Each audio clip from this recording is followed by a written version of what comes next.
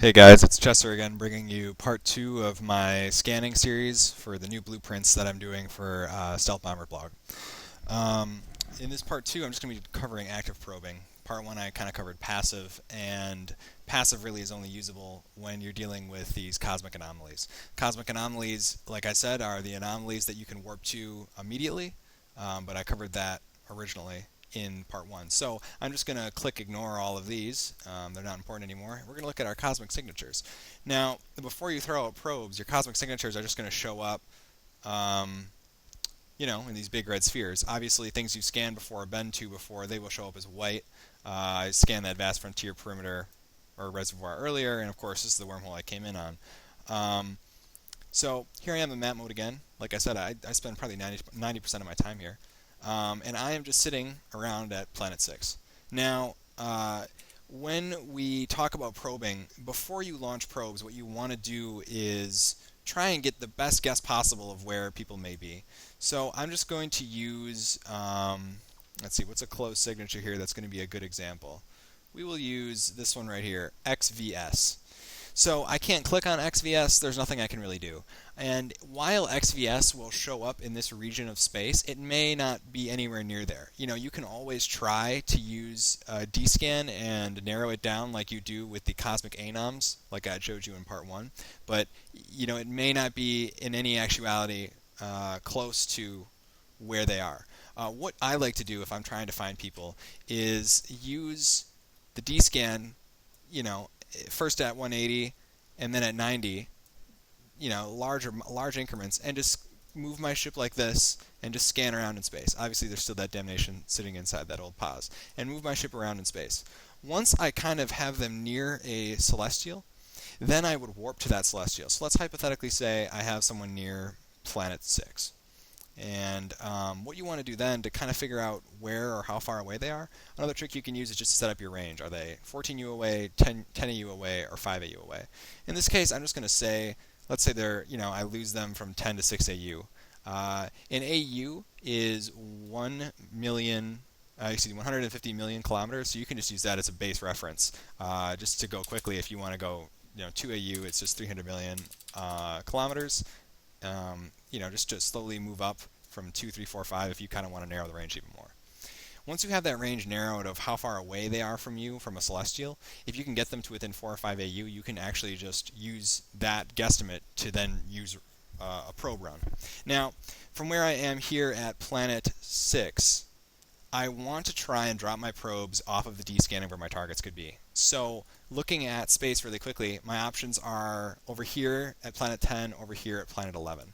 I'm just going to warp to Planet 11, and, I'll kind of bring you through the methodology of why we're going to do this. So as I warp off to Planet 11, I am going to land on the grid over there. I'm going to drop my probes, decloak, and then recloak before warping back. It's very important that you do that because while you're warping, if you're not cloaked up already, you could show up on someone's D-scan.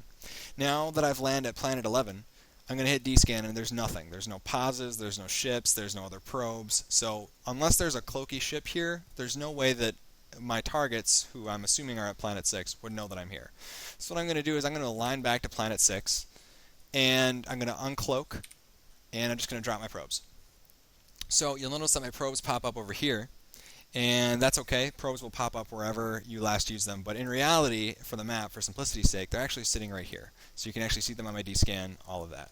Now I'm going to recloak before going back over to Planet 6, and now I'm going to warp back over there, just at some random distance, doesn't even matter.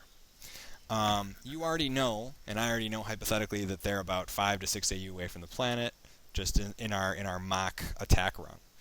Now that I know that, I can set my probes at that distance. So I'm going to drag my probes over to Planet 6 and center them on the planet. And you have all the time in the world at this point, because until you press in your probe scanner Analyze, your probes are not going to show up on D-scan, and your targets are going to be unaware that they're being probed.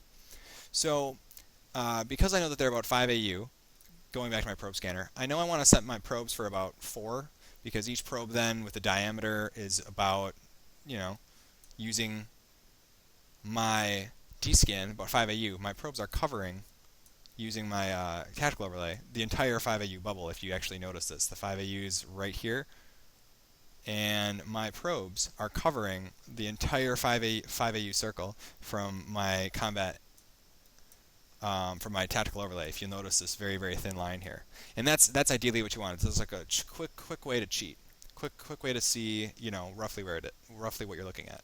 So I'm going to click scan and see what we get. Now, the second you hit analyze, your probes are going to be moving over, and I'll show you right now. They're now in my D-scan. So at this point, the timer is ticking. Your enemies, if they hit D-scan, they'll be able to see your probes. So I know I had originally said, I believe, was it XVS? I believe it was XVS is what I was originally talking about. Yes, XVS. That was going to be our original signature. So XVS comes up, and it's actually not even a point. And this is actually really bad for me, because ideally, if I can get it into a red point, that's ideal. So I'm going to run a scan again. Obviously, if I'd be hunting at targets, this is a worst case scenario because I've wasted a lot of time. But I want to kind of show you quickly what ideally you like to get as far as probes. So XVS, again, I'm just going to ignore everything else. XVS now is a little point. And like our anoms, you can cosmic signatures if you line up planet 6, which is where you are, with that point. You can go into your directional scan. You have to kind of give it a wide berth, so even 60, and you can scan in that direction to see if there are ships. Now in this situation, we'll just say that I do see something, and that's perfect because now I know that this signature is the one that I want. Sometimes there can be double signatures or multiple signatures in one area, and this can really help you narrow down where ships could be by using this D-scan. So after every probe scan, you always want to have yourself lined up, ready to D-scan it to ensure that you're chasing the right signature.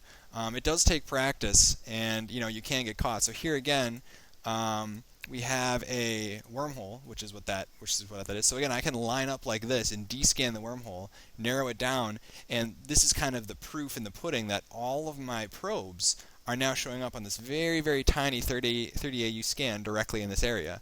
The same would work if there was a ship actually at the wormhole. I'd be able to see it and know that I'm chasing down the right signature for the ship. I'm just going to finish scanning the wormhole quickly.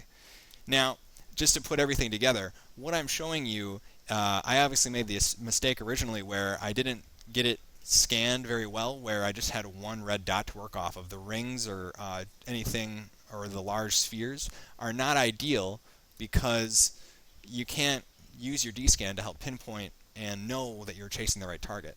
The fewer scans you can make and the more quickly you can scan a target down, the less chance that you have of being caught. Now, once you get the scan to 100% and you're warping to the area, you want to pull your probes immediately, and you want to try and get to the situation as fast as possible and try and get a kill. Because at any point, they could have de-scanned you down, they could know that you had probes on them, and they could be warping away, or at the very least, they could know that someone else is in the system. Stealth bombers work best on the element of surprise, so trying to keep that intact as long as possible before you strike is extremely important.